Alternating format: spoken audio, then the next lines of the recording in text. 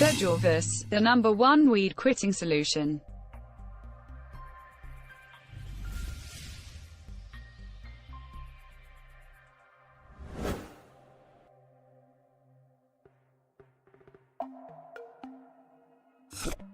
Cannabis, or marijuana, is one of the most popular psychoactive substances worldwide, especially among teenagers. Although the specifics of cannabis's addictive qualities are still very much under debate, cannabis dependence disorder is officially classified in the DSM-5, and prolonged heavy use has been shown to cause some level of dependency. Cannabis comes from the flowers of Cannabis sativa plants, which has oils with concentrations of tiny, fat-soluble psychoactive molecules called cannabinoids. The three main cannabinoids, tetrahydrocannabinol, also called THC, cannabidiol, also called CBD, and cannabinol, also called CBN, are each associated with unique psychoactive effects. For example, THC is associated with high-grade recreational marijuana, and produces effects like euphoria, analgesia, mild hallucinations, and an increased appetite. Cannabidiol, on the other hand, does not have psychoactive effects, and is commonly included in medical marijuana because it has a variety of effects including being analgesic, anti-inflammatory, anti-seizure, appetite stimulating, and anxiety reducing. To understand how cannabis works, let's zoom into a synapse of the brain to see how a stimulus response is induced generally, without drugs. Normally, electrical signals or action potentials travel down the axon to the axon terminal, triggering the release of chemical messengers called neurotransmitters from synaptic vesicles into the synapse. The neurotransmitters travel across the synapse and bind to receptors on the postsynaptic neuron, where they give the cell a message.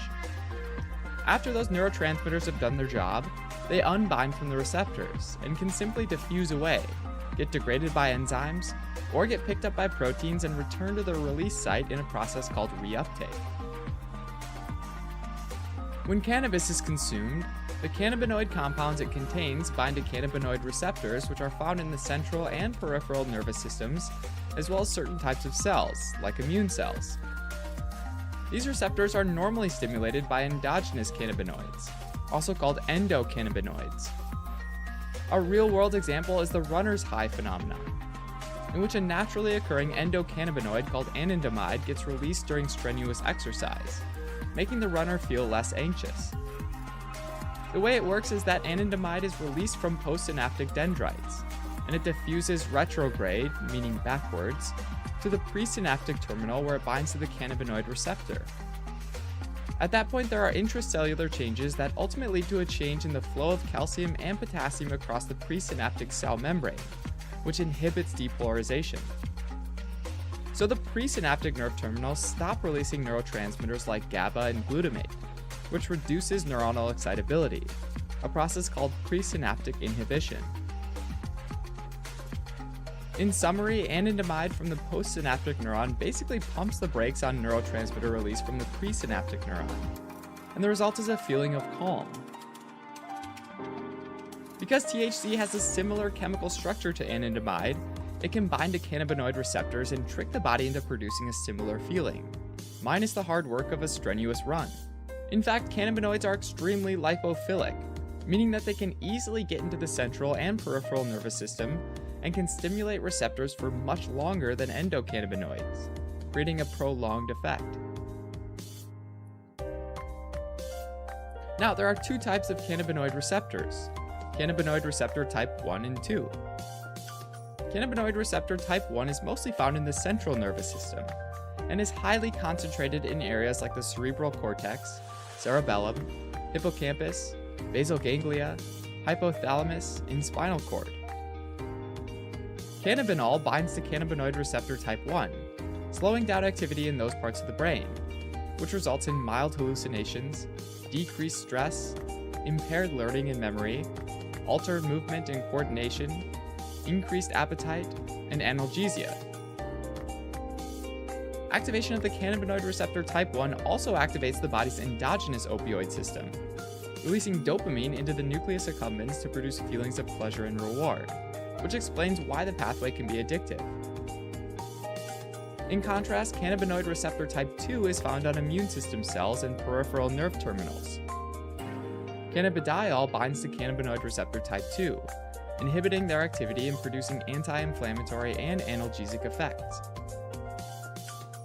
THC, on the other hand, can bind to both cannabinoid receptor type 1 and cannabinoid receptor type 2, and therefore has a wide variety of effects. Now, the pharmacokinetics of cannabis differ depending on whether the cannabis is smoked or consumed orally. The majority of recreational users smoke cannabis via rolled cigarettes called joints, as well as in pipes or with vaporizers. The cannabis in a joint contains a compound called tetrahydrocannabinolic acid, which has to be heated to become psychoactive THC. The process of heating actually destroys about a third of the THC, and more is lost with exhalation in side stream smoke, which is the smoke that leaves from the end of the cigarette or pipe.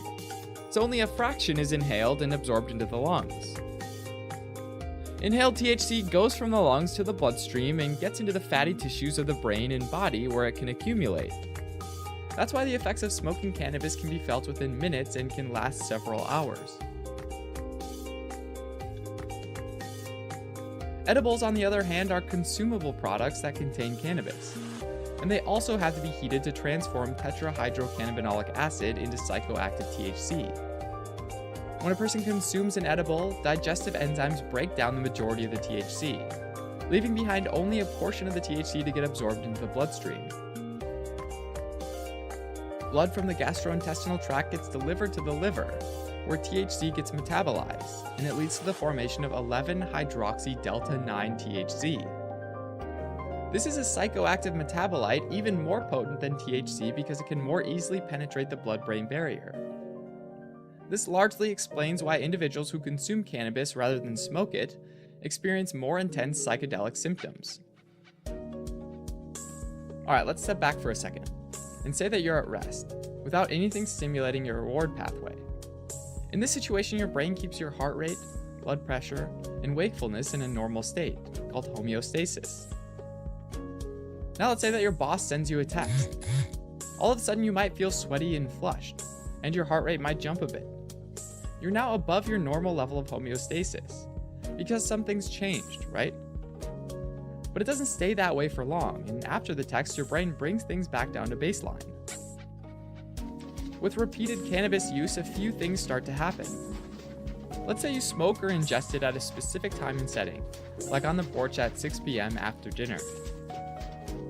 You then start to feel a little sleepy, but you're also still hungry, and maybe a little anxious about work or school tomorrow.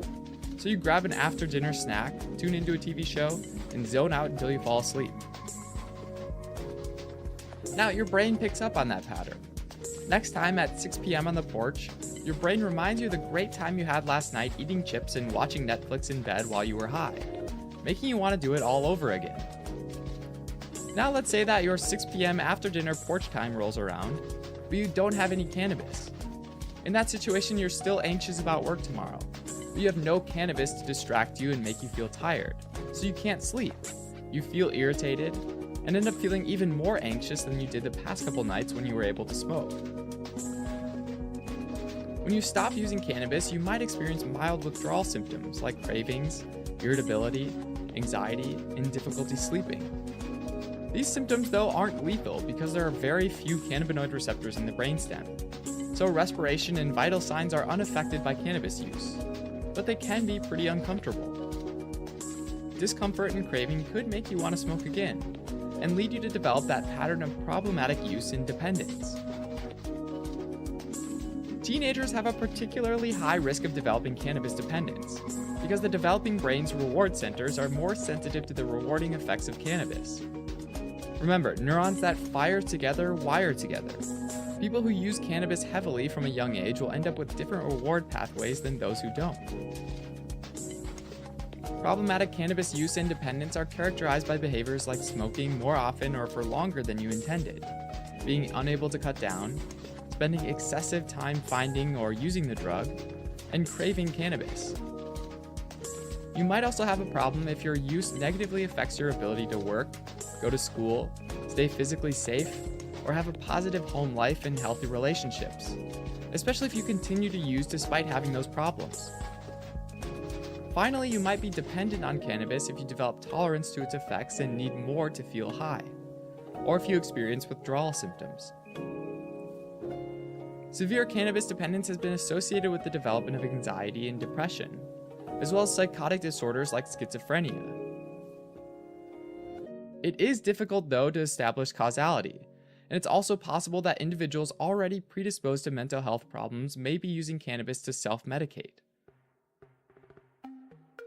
Research into the long-term physical effects of cannabis is also ongoing, and there seems to be an association between smoking cannabis and hyperinflated lungs, chronic bronchitis, and an increased risk of respiratory infections like pneumonia, as well as a tentative association with heart attacks and strokes. Now for part 2 of our video. What makes Veg Orbis the #1 weed quitting solution?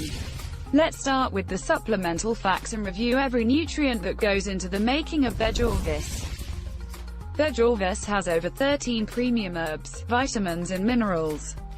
According to the National Library of Medicine, ashwagandha helps relieve trouble sleeping, anxiety, depression and stress. Chamomile flower has nerve-calming properties, reduces anxiety as well as helping to aid rest and reduce insomnia. WebMD.com reports that gamma-aminobutyric acid, or GABA for short, possesses mood-improving properties.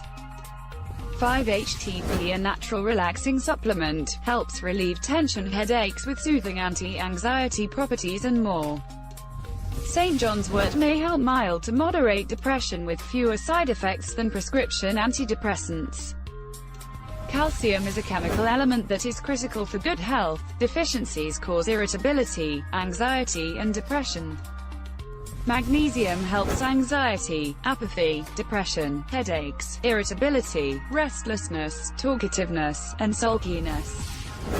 B-complex are the anti-stress vitamins. They strengthen the body's ability to withstand stressful conditions. Why suffer with cannabis withdrawal syndrome? Now you have the powerful nutrients in Veg Orbis to help relieve cravings, irritability, anxiety, depression, insomnia and nightmares.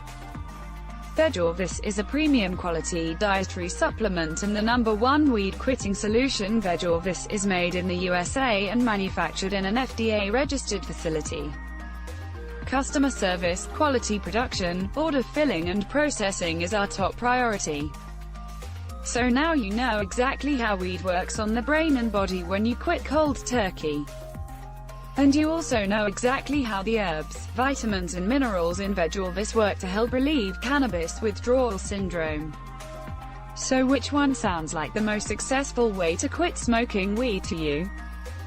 Feedback from customers highly recommend Veg Orbis and gives Veg Orbis 5-star reviews. Don't wait, order your supply of Veg Orbis right now and it will be at your door with no shipping charge. With fast and free shipping you'll have relief in practically no time. For more information and to order your supply of Veg Orbis, please visit our website howtostopsmokingweedtips.com.